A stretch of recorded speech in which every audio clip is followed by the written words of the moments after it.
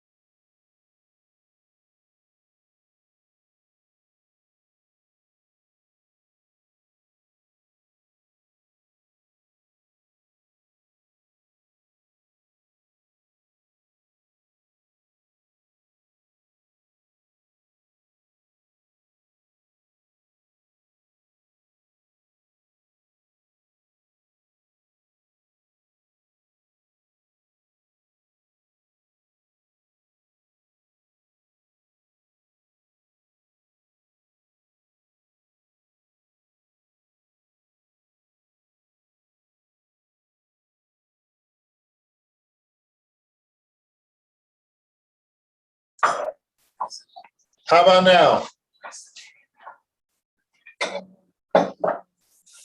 Oh, yes. Okay, well, I'll leave them both on and we'll see what happens.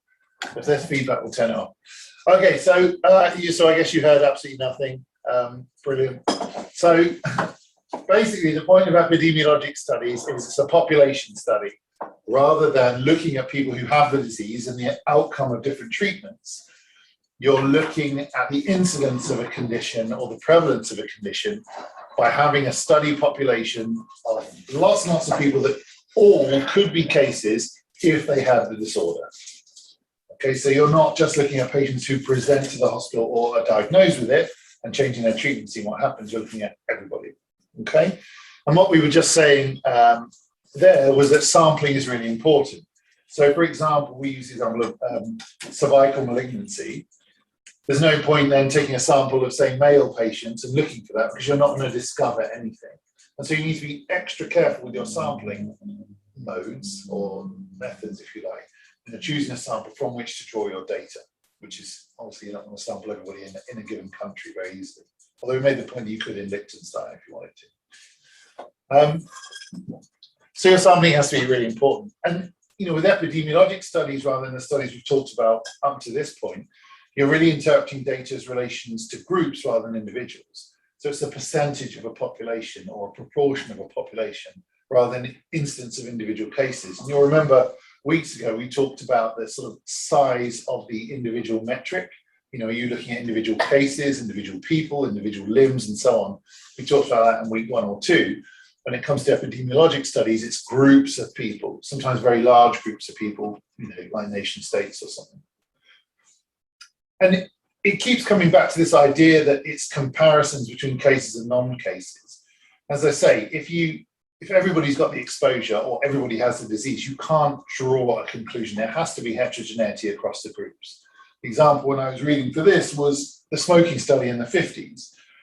If everybody in your group smokes and everybody gets lung cancer, you wouldn't have picked up the fact that smoking gives you lung cancer, for example. Or in fact, even if everybody smoked and only some of them got lung cancer, you wouldn't have picked that up. There has to be a difference in the characteristics you're looking for.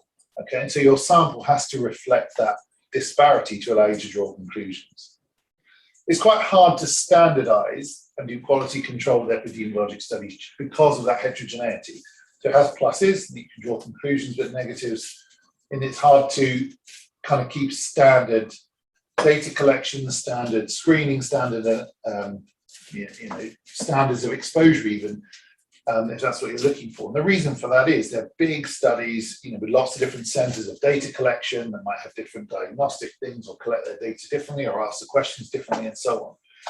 And that's why the quality control can be very challenging. So an epidemiologic study, if you think about the ones you know about, like children in the 90s or something out of Bristol, it's coming up to 30 years old, sadly, and they work very hard for their standardization and their quality control to be solid, and it costs billions of pounds to do that, and lots of site visits and so on. People built their careers on it. So it's not an easy answer, but it's more of a population study than an interventional study. So some examples of the kind of studies we have talked about that would really fit into that bracket are like the cross-sectional study. So who remembers what cross-sectional study is? Yassine, do you remember?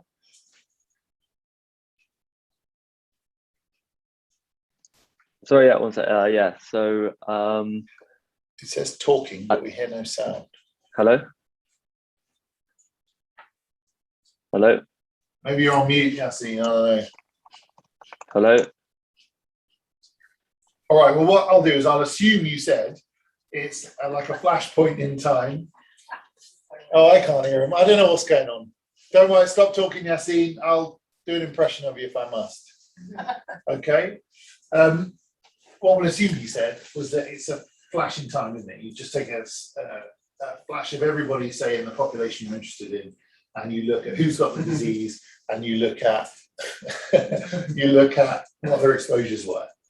Okay, and it does not follow forwards or backwards in time. It's just bang on today's date. This was the state of affairs.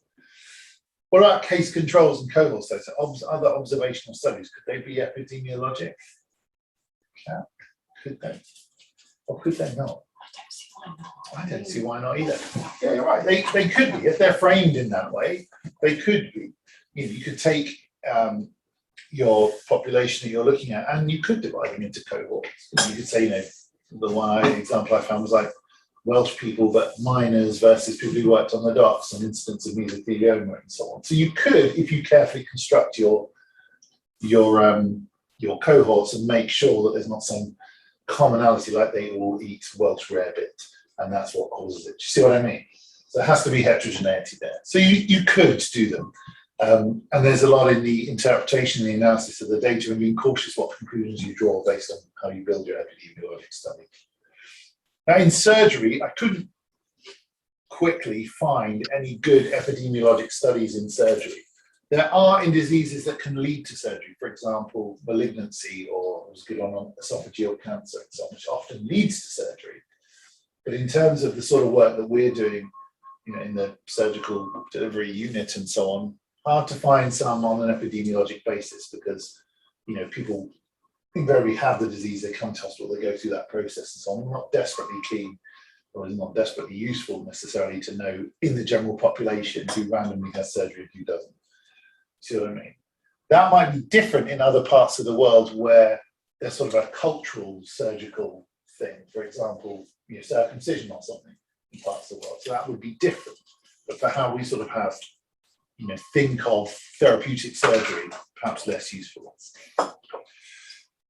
So moving onwards then, and as I say, it's going to be slightly shorter today, just so I absolutely have to be at the spine thing, is the TWICS.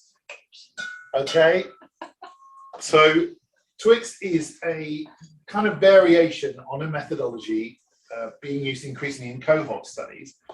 And it's not a Twix like a chocolate bar, which is what I thought it was, or that's the best kind of Twix, if you know how one, there's something wrong with you. This stands for trials within cohorts. So what these studies do is they take a huge cohort that they're doing an observational trial on, or observational study on. And within that cohort, all of whom have some identified disease, right? You're looking at a cohort with, I don't know, verrucas. And you go, okay, within that cohort, what we're going to do is kind of randomly apply a treatment and see what happens. There's a few key things that these things have to do. They all have to have the condition in question. Okay, we're not looking at patients who don't have it like you are with the epidemiologic studies. They have to be repeatedly measured over the duration of the cohort. So not one where you say, we did a tibial nail on day one, and then at 5 years we looked at their functional score. It has to be that you look at them at multiple points along the way and assess their outcomes at those times. Okay, there has to be like the infrastructure to deliver multiple randomized controlled trials, and we've talked a bit about those and how expensive and challenging they are to do, but the resources have to be there to deliver multiple trials at once. And the patients have to consent right at the start of this observational study that this is something that might happen as things go along.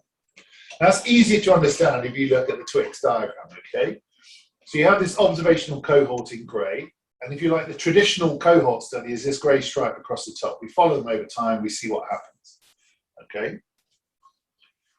In these TWICS, what you do is you say at the start, look, at various points you might get asked to take a treatment so we can see what happens randomly. And they go, yes, okay, that sounds fine.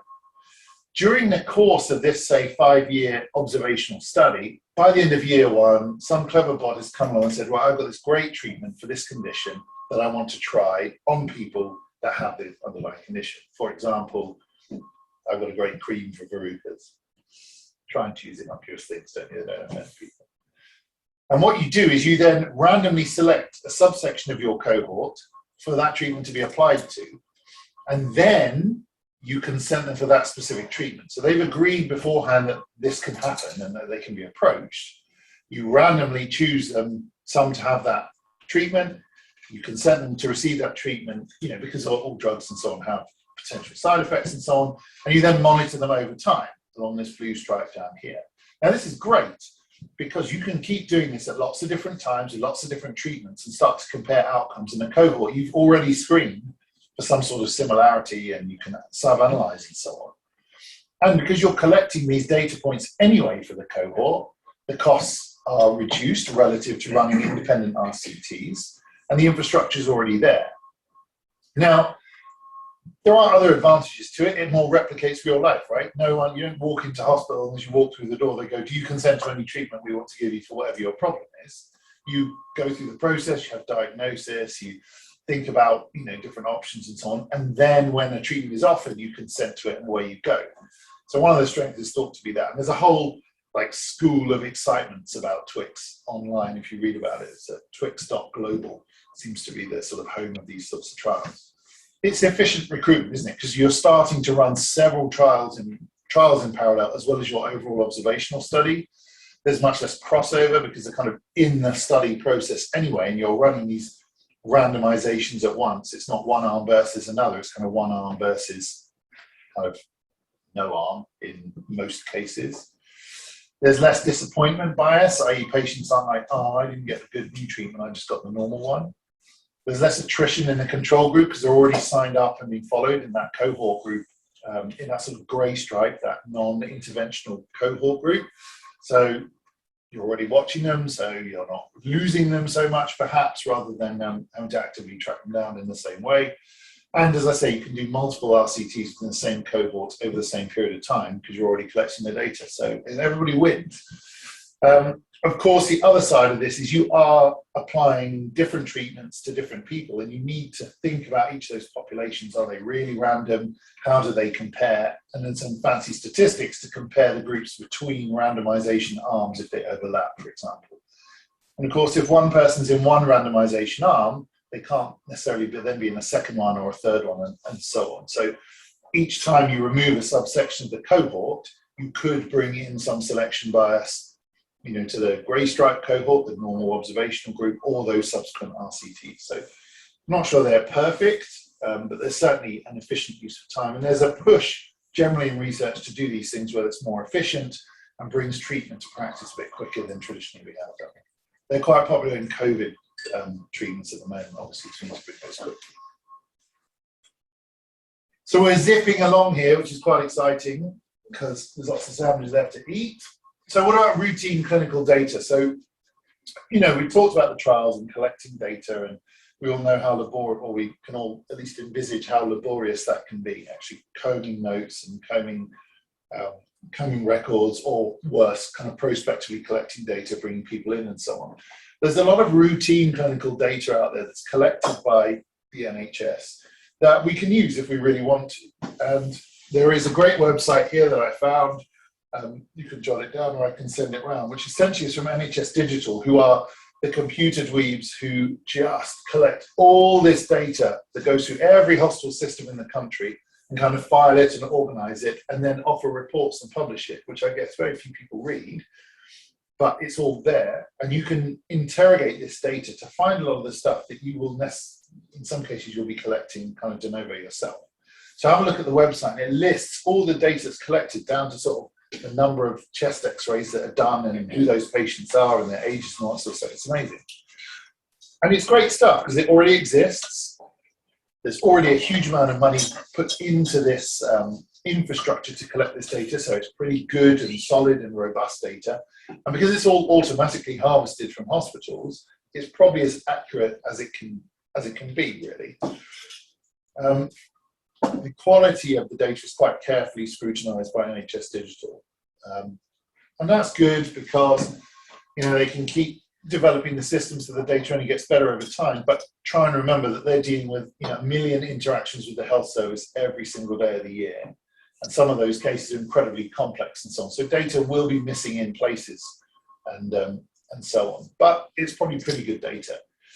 Now, the main ones that I've sort of seen used in the past are these hospital episode statistics, or HES data, which is all the data that is collected by a hospital when a patient arrives. So the minute they walk into the emergency department, the minute they have a clinic outpatient appointment, or they have surgery, or they go to the private sector, submit data and so on, all of that is collected.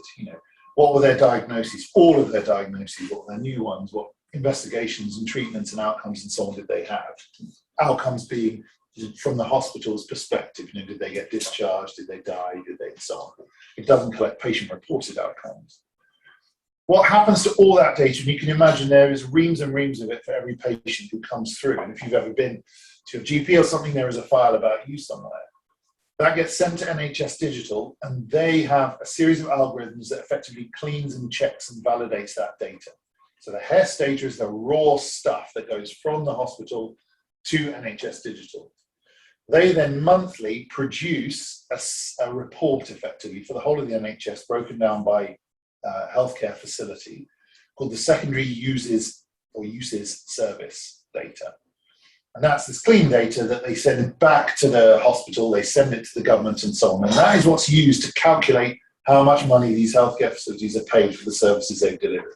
So for the PBR stuff, the payment by results. Okay, now you can get at those reports, they're publicly available on the internet and so on. But if you want more detailed stuff, for example, if you're specifically looking at, we'll say hip fractures, though there's other databases to do that, then you can interrogate that HES data and that SUS data and say, well, how many across the country were seen and how many had surgery and all that sort of, how many had transfusions, all that sort of stuff is available through there and it's already collected for you. Now you have to go through a series of hoops to access data and your questions get scrutinized and so on to make sure you're not misinterpreting things, you know, end up in the mail with some crazy headline. But it's all there and it's probably as good as it gets. Now, kind of within this master data set are these commissioning data sets, which are on this website here. And as I say, those are broken down into, well, the one that leapt out at me was radiology, so I thought it's going to be so dull, just collecting that data and identifying it. But, you know, subdivisions into radiology data, cancer data, there's whole sections of pediatric specific data, emergency admissions for children, you know, urgent surgeries, elective surgeries, and so on, that has, you know, it is refined kind of SUS data in that direction that you can use. And then, of course, on top of that, there are national registries in several disciplines. Speaking of orthopedic surgery, we have the National Spine Registry, the National Joint Registry, and increasingly the bone tumor registries and so on. That can give you more high fidelity data and more specific data. And they all exist. It's always worth looking to see if any of this stuff is routinely collected that can help you with your study. Because then it will save you a load of time and effort and so on. Of course, the disadvantages are they're big and clumsy data sets, if you like. You have to really know what you're doing to interpret them and interrogate them and so on. And you have to convince the data controller for those to let you have that data. And sometimes that's difficult. I certainly did it for my MD, and it took months to convince him that I wasn't going to say anything crazy or misinterpret the data at all. Can I just clarify what the process for applying for this data is? So I think you have to go, there's on NHS Digital? Yeah, on NHS Digital, you go to them directly, but it's not just send an email and they send it back. You submit a proposal effectively, and they have a research committee or panel that will evaluate it and go, yeah, that seems reasonable. And then they don't just give you all the data. For a start, that would be enormous. Yeah. And second, meaningless. So they will pick out the data for you. But some of the SUS data you can get from the individual facilities. Yeah. You know? I'm just wondering if they'll do things like text mining. Well, yeah, I wouldn't have thought so. Okay. I don't think they're a research service. They are just I say just, I mean, it's an enormous job, isn't it? Yeah. Kind of data collection and cleaning, and then funnel it into the statutory requirements for the payment for the Department of Health. Yeah. But I don't think they will pick out, you know, every case of whatever information for you. So studies are based on this kind of clinical routine data that look at text mining of, say, consultation reports. So you would, if that sort of information is in the HES data, you know, I don't think they collect like clinic notes and clinic letters and stuff. They will be mostly codes. Then they can pick out codes for you, yes, but free text mining would be you get the data and have to sort of do that yourself through your research delivery group or however. Okay, but not via NHS Digital. I don't think that yet, right? I've certainly never seen it. Most of my interaction with it has been in kind of surveillance follow-up. So you do your study and then you're watching them for 5 or 10 years afterwards, and you use the SUS data just to look out for those particular patients. Because they're all identified with NHS numbers. Yeah. So you're looking at like if they've been admitted again. Yeah. If they've been admitted for the same problem. Yeah, exactly. You know, did they, after hip fracture, did they come in for hip replacement or did they radial or something? Remember, you know, increasingly there are these specialty specific national data sets, which are much more useful. Hip fracture database is supposed to capture everyone. And that's got much more information, and they will have facility in some cases to do the text mining and do much more rich information. But not all. I mean, the bone tumor one is amazing. It's got every histology report, path report, everything. So, but you have to know what you're looking for. But the point there is there's what I remember being surprised how much data is routinely collected, and how much you can just sort of get from other people that's already collecting. My MBA was about trauma, and then at TARN, the Trauma Audit Research Network data had every bit of information you could think of, and it saved me going, air ambulance to air ambulance to collect all their patient records. They could just tell me everybody, and that was pretty good. So this is an example of a national registry. So this is the BSR, the British Spine Registry, and this is the sort of interface you see. So this is what we use for BASIS. And this is how it goes in. So this is the clinician's input screen, and you just start. And it's designed to be very yes, no, limited free text and so on to avoid exactly those sorts of problems. And you can see that, if you looked up by hospital number or NHS number and names and so on, as you fill these in, more boxes appear. And it's the sort of database that would really let you interrogate things.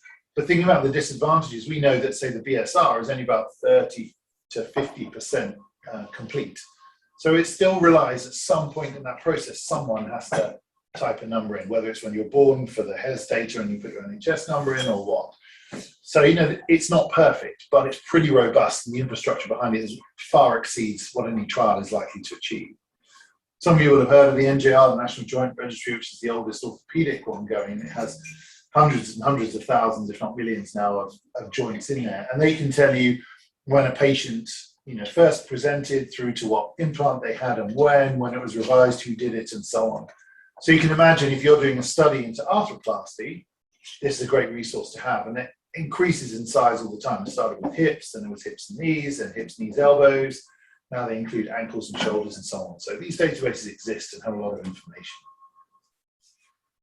Who normally puts that data onto those? So good question. So most hospitals that have the kind of higher profile registries will employ people specifically to do that. So here we have someone who does the BSR. We make sure the elective spine patients are on the BSR. The National Joint Registry, actually, when you fill that in, it attracts extra money from the government per case you do, which pays for someone to put that data in and make sure it's done properly. The smaller databases, off the top of my head, if there was one about toes or something, would be down to the individual clinicians to do, and we all know how variable that is. Yeah. So the bigger, sort of well-established ones are generally better, as you might expect. Or ones that are quite sort of emotive, so the bone tumor one's pretty good.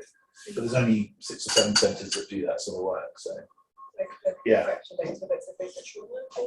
Yeah, the NHFD, they do it. But again, they're rushing around and so on. So it's a bit hit and miss. But the good ones will then will have some system to compare with the HES data. So they'll check every now and then, well, we've got a record of, 10,000 joints having gone in this month. But actually HES has 12,000, where's the gap? Yeah. But that's quite, that's at the upper end of brilliance. Right? And certainly not all of them do that. I don't think the BSR does it, for example. So moving on a bit further, so that's a bit about routine data, a bit about epidemiologic studies, which I just wanted to touch on because they are slightly different to the sort of work we do mainly, to some roles in research, mainly for the foundation. I know you guys will know a lot of this already. So there's some important roles within a research project, each of which have responsibilities, and they're kind of the ones to go to if there's either hiccups or obstacles to progressing research. So we have a sponsor, and we have a chief investigator, a principal investigator, or a PI, and a data controller. And they're pretty self-explanatory, if you like. So the sponsor is the organization that kind of commits to delivering a research project, right? And so when you come up with your idea and you go to one of these organizations, be they a trials delivery unit or a university or a hospital or a joint research management office or one of these sorts of things, those are the organizations that say, yes, we should do this study. Yes, we're prepared to put our name at the top of it to say we are the organization delivering it. Okay, and so when you do your research project on a smaller scale, that's perhaps your clinical department or your university kind of division or something. As you move into larger scale studies like NIHR funded ones where you're talking 7 figures or more, then it's usually a much more formal research kind of organization that has experience and sort of pedigree in delivering projects. So the sponsor is important because that's like your headline people, and that's what will make the NIHR go, oh yeah, okay, we've heard of QMAL, or we've heard of Oxford, or we've heard of, Barts Health. We know they can deliver this sort of work. If you just put, Dave and his mates as the sponsors, it's not going to go anywhere. So then you've got the organisation at the top. You then have a person at the top, a named person who's the one who'll get in trouble if it all goes wrong. Okay, and that's your chief investigator. So they are the individual, or sometimes a pair, or maybe a trio. I've never seen a trio. Not really. A pair of people who are the kind of the names at the tops. And they're the big names that you see in research, think of the Paul Nurses or the Professor Griffins and so on, who sit at the top, have experience in delivering this work, and are the boss of the project, if you like. Now, I say a pair of people because often what you find is there's a chief investigator, a senior person, and they'll be trying to bring along and mentor somebody to be a chief investigator, perhaps on the next project. So there'll be a co-chief investigator. But in my experience, it's always been more of a sort of mentor-mentee type relationship rather than a completely even split of responsibility, that's fair to say. Okay, so the chief investigator is the named person with responsibility for delivering the project, and the sponsor is sort of the organisation who says, yes, we will make this happen.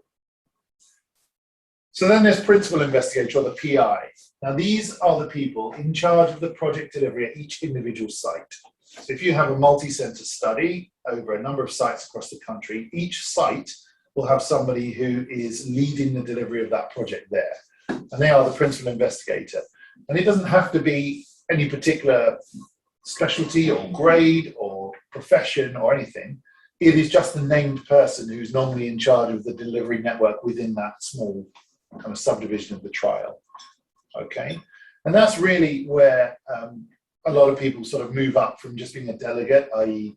kind of recruiting people or maybe just joining the meetings, through to kind of moving in a clinical academic career, really. The PI is the first kind of step, if you like.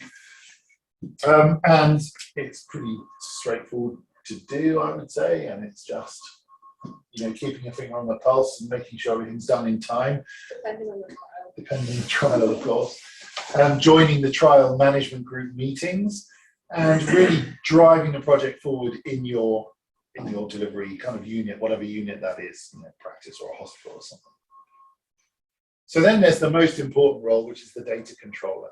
Okay? And the data controller is the individual or group of individuals who are responsible for the robustness of the data, the security of the data and the safety of the data and so on. The whole trial hangs on the availability and quality of that data, right?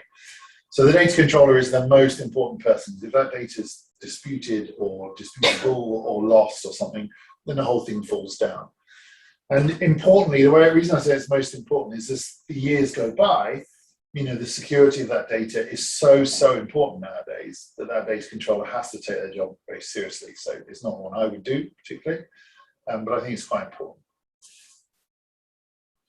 So just a subdivision of the PI role is this new idea of the Associate Principal Investigator Scheme, which is a scheme run by the NIHR to try and bring early career researchers up to that kind of PI role, and then ideally move them on to kind of chief investigators further down the line. And it's a formal scheme delivered by the NIHR to make and these are their sort of stipulated goals: to make research routine in clinical training.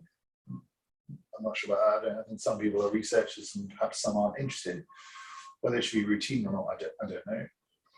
To develop each of the professions to be a PI, as I say, and to recognise and promote professionals in the NIHR portfolio of research. Essentially, opening the door to the NIHR, which is, as far as I can tell, this massive, complicated machine, and get you involved in the whole thing so you know your way around the NIHR. And what you do is you find an NIHR study occurring in your place of work or wherever you practice your research, and you join with the PI at that site. Remember, they're leading the project delivery at that site as an associate of them. Now, Jess told me some of the associate PIs can be very involved and take on essentially all of the role of a PI and just kind of be supported by the nominated PI. Sometimes it's a bit more peripheral and they're kind of learning the ropes and the methods of project delivery and so on. But what the NIHR have done is published a 6-month program which has a checklist of activities and kind of that they see as key elements of the PI role. And you work your way through that checklist over those 6 months and follow their learning pathway, which involves some webinars and so on and some readings. And at the end of that 6 months, if you've completed all of that and met their requirements, you get a nice little certificate saying you completed the associate PI scheme. And that's a positive thing for your CV, and it's a positive thing because it means that you've worked your way neatly through some of the key aspects of the NIHR, you know how it works and what's involved in delivering a trial. This is the web page that, at the moment, is the homepage of the scheme. It has changed at least once in the last few months. So have a look and see if it's the sort of thing you want to be interested in. And if you are in some way involved in an NIHR trial, maybe being an API is a good step earlier on in your career to kind of taking on a PI role further down the line. The last bit I wanted to talk about today was about actually collecting data. And these are really my own personal wisdoms of collecting data over the years. Because I think it's one of the harder bits, and I think it's often underestimated. We focus a lot on the protocol, which is really key, but actually collecting data is where kind of is the nexus of the whole project, right? And the first thing to say is you should overestimate everything when it comes to collecting data. How long it's going to take, how much data you need to collect, how many computers you need to do it, how much memory it's going to take up, all those sorts of things that should be overestimated. And then if you don't need all of that, well, then you're nicely surprised. Collecting data is often trawling notes or measuring x-rays or interrogating databases and so on.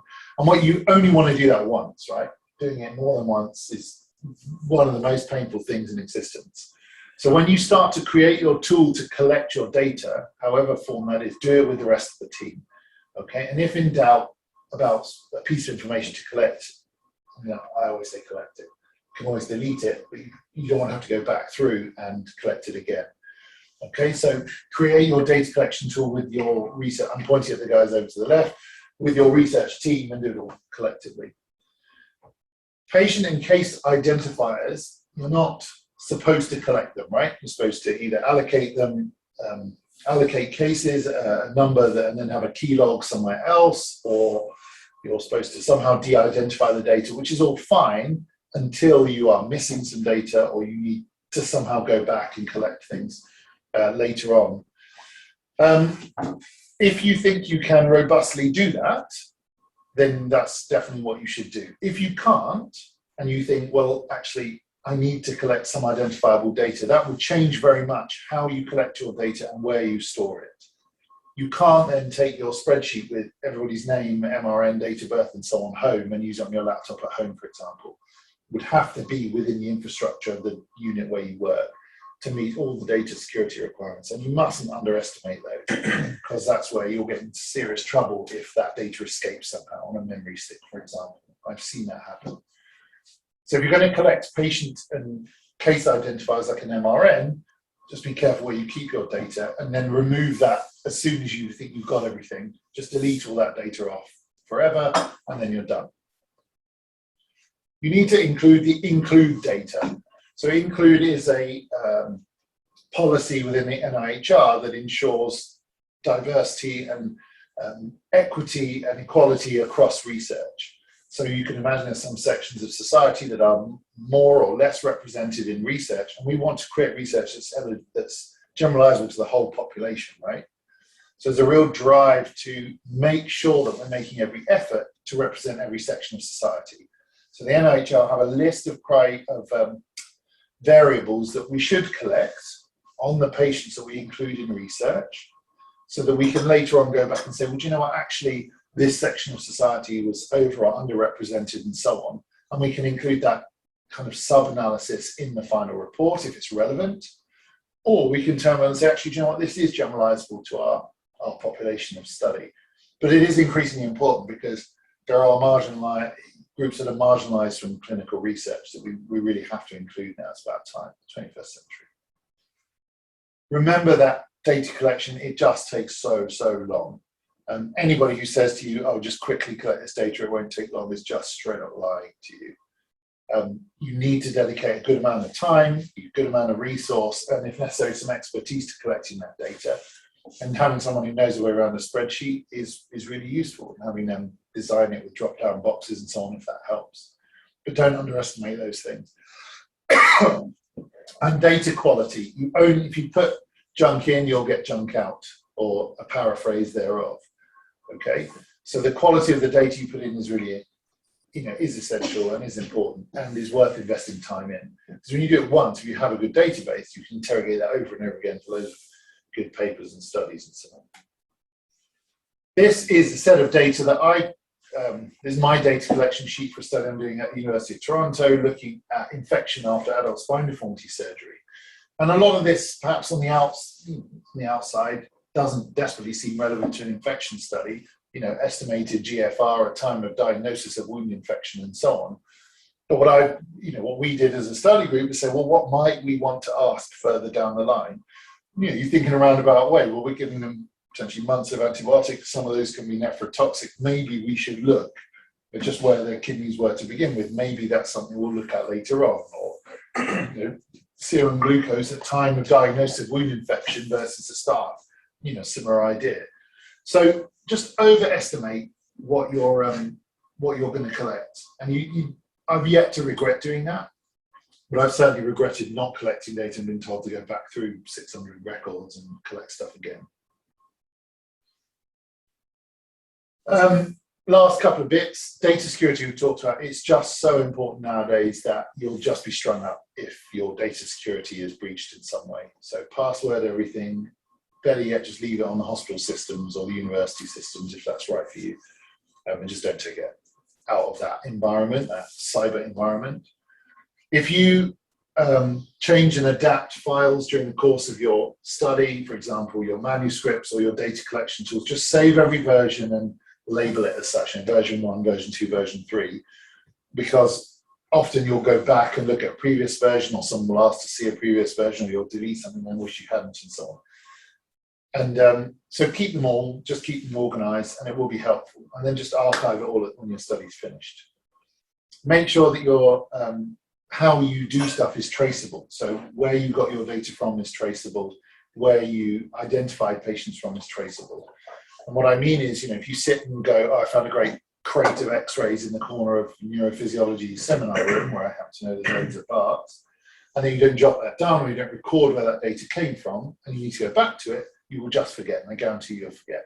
So make sure you can trace your route of data acquisition all the time.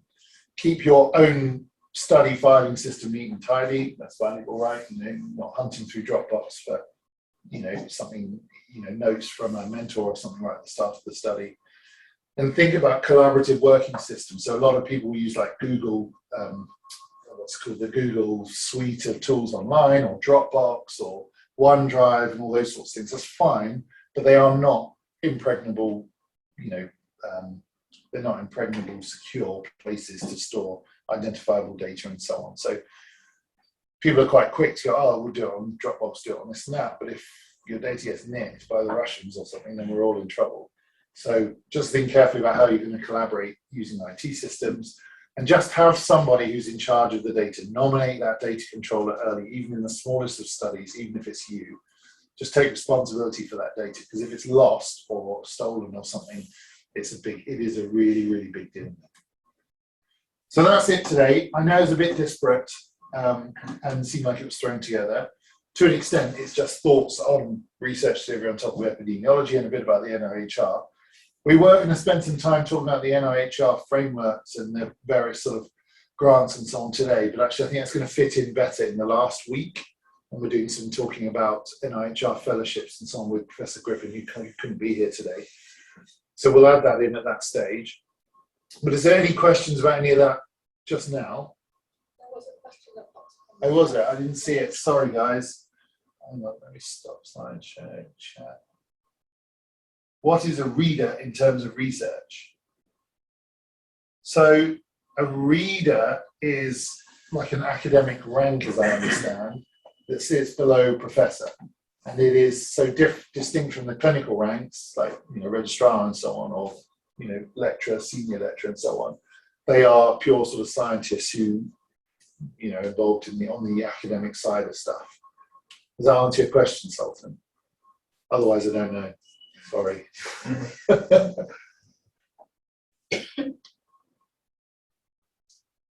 Cool. Okay, it doesn't really apply to us on the clinical side, reader. I think some places appointed reader, they get called different things in slightly different universities. Like a consultant senior lecturer here is an assistant professor in Nottingham and so on. So it's all a bit. Right, look, I know that was a bit scattered, that one, compared to Kat's excellent teaching the last 2 weeks, but we're a bit more back to normal from next week. So, all right. Anything else? No? Everybody here smiles and eats sandwiches, so we're all right. Okay, guys, we're going to leave it there. But